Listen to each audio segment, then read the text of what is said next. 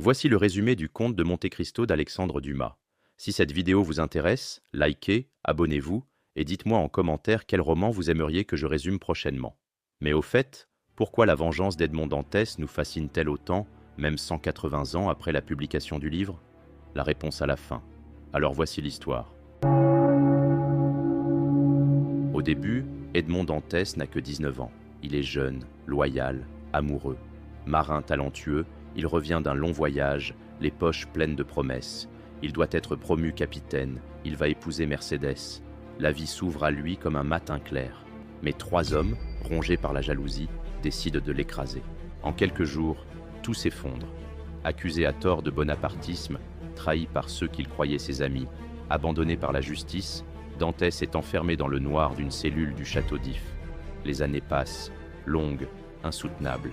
Il devient fou de solitude, puis renaît grâce à un vieil abbé prisonnier, Faria, qui lui enseigne tout, les sciences, les langues, les secrets du monde, et celui d'un trésor caché.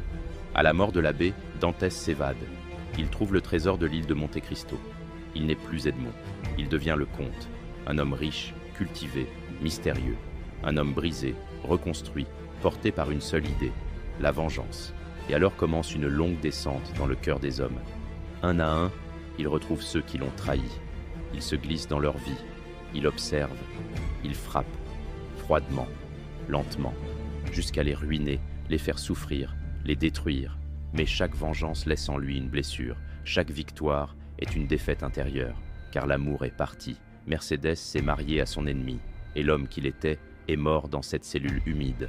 À la fin, il comprend. La vengeance est un désert. Il renonce, offre une seconde chance à ceux qui savent aimer encore. Et il disparaît, comme une ombre qui s'efface à l'aube.